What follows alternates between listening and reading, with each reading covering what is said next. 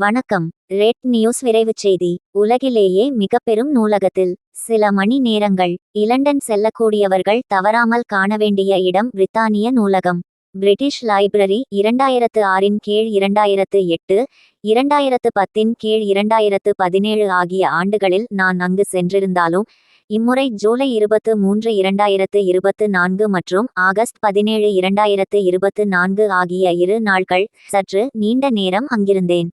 அது மிகவும் பரவசமூட்டும் அனுபவமாகும். புத்தகங்களை நேசிக்கக்கூடியவர்களின் புனித இடம் பிரித்தானிய நூலகம் என்றால் அது மிகையாகாது. உலகிலேயே பரப்பளவில் ஷெல்ஃப் ஸ்பேஸ் பெரிய நூலகம் அமெரிக்காவின் வாஷிங்டனில் உள்ளது. Library of Congress in Washington டி.சி.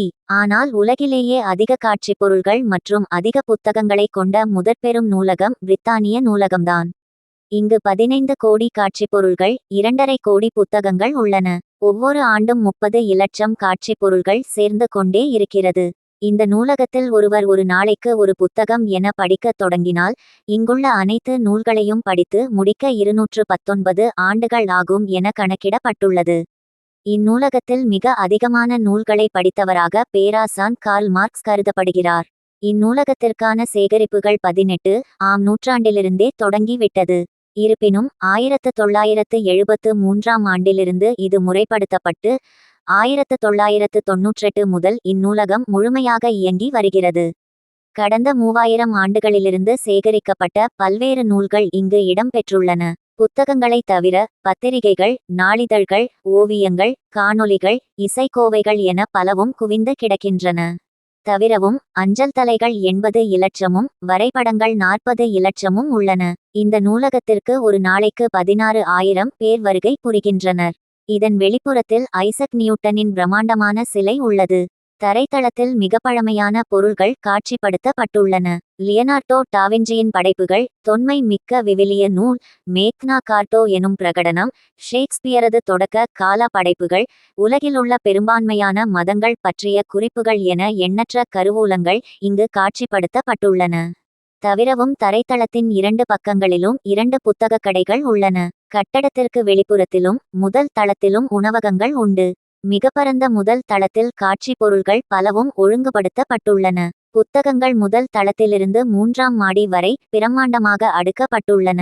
3வது மாடியில் ஆசிய மற்றும் ஆப்பிரிக்க பகுதி அமைந்துள்ளது. அதை பயன்படுத்த வாசகர் அட்டை ரீட பாஸ் தனியே பெற வேண்டும். நான் எனது கடவுச்சீட்டின் ஒளிப்படியை வழங்கியதும் என்னை பற்றிய அனைத்து விவரங்களையும் நூலக அதிகாரி நேரில் கேட்டறிந்து கணினியில் பதிவு செய்து கொண்டார்.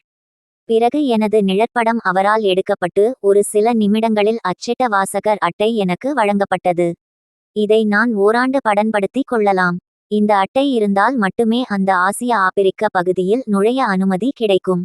அப்பகுதிக்குள் நுழைந்தால் உலகிலுள்ள அனைத்து மொழிகள், மதங்கள், கலைக்களஞ்சியங்கள், வரைபடங்கள், கடிதங்கள், அரசு ஆவணங்கள் என கண்கொள்ளா காட்சியாக கொட்டி கிடக்கின்றன. அங்கு பென்சில் மட்டுமே கொண்டு செல்ல வேண்டும். பேனா தடை செய்யப்பட்டுள்ளது. உலக மொழிகளில் வெளியான நூல்கள் பற்றிய குறிப்பேடுகள் தனித்தனியாக புத்தக பேழைகளில் அடுக்கி வைக்கப்பட்டிருந்ததை காண முடிந்தது. அங்கு வைக்கப்பட்டிருந்த தமிழ் நூல்கள் குறித்த விவரங்கள் சிலவற்றை இப்பதிவின் கீழ் இணைத்துள்ளேன். ஒப்பீட்டளவில் தமிழ் நூல்கள் பற்றிய விவரங்கள் போதுமான அளவு இல்லை என்றே கூற வேண்டும். சமஸ்கிருதம், இந்தி குறித்து நிறைய தகவல் நூல்கள் உள்ளன. இறுதியாக தமிழக அரசுக்கு ஒரு வேண்டுகோள். பிரித்தானிய நூலகத்தோடு தமிழக அரசு தொடர்ந்து உறவு கொள்வது அவசியம். இது உலகளவில் தமிழை விரிவாக கொண்டு செல்ல உதவும்.